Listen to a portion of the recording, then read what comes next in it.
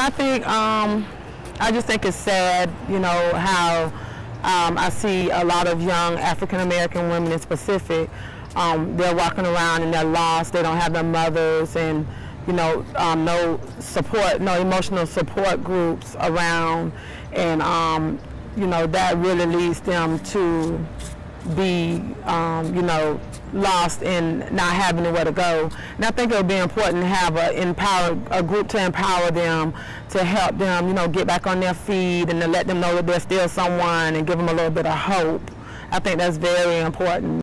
So the Black Women's Image Initiative is an initiative that's sponsored by the University of Florida Institute for Black Culture.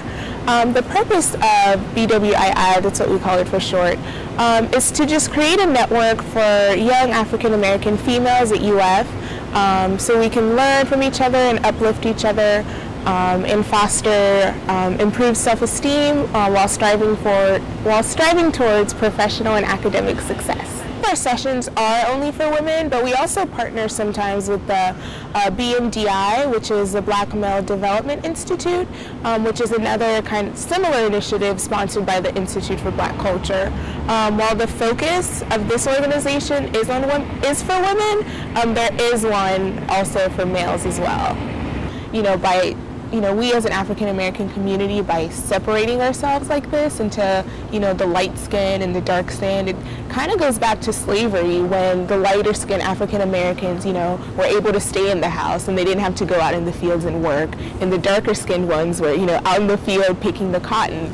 So it's kind of like a form of modern day slavery in a sense, because you have this separation within this Black community where people who are of a lighter skin complexion are seen as better, as like the house slaves, whereas the darker skin complexions are not. Integration wasn't an important goal in and of itself. It was.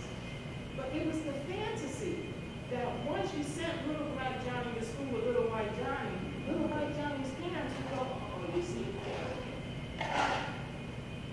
and they would start to see us as human beings and deserving of equality within a racist environment. So, anytime you have an oppressed group of people, right, and you can apply this in any context, battered women, people who are trafficked, any context like that. The longer the deplorable conditions go on, the more you start to believe that they are normal, right? And to a certain extent, like particularly you see this with battered women, you start to believe whatever the batterer is putting out about you, right? That you're not worthy, that you're this, that you're that, you're less of a person. So that when the injury comes, somehow in your mind you translate that into I caused it, right? And you start critiquing yourself as opposed to looking at the actions of the people who injured you, right? So, you multiply that out over, a lot of young people want to believe that, so I don't know, this is again poor education, but that somehow the end of the Civil War was the end of racial oppression in the United States, and that somehow magically at that moment Black people got to be equal citizens in the United States. Well, that's just simply not true.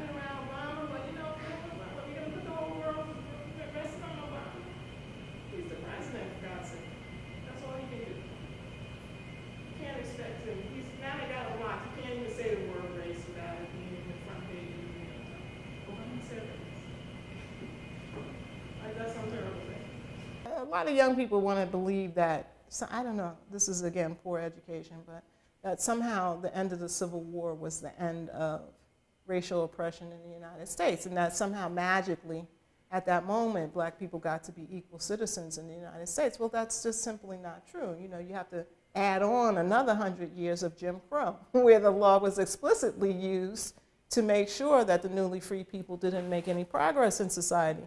And so, you've got 300 years of, maltreatment,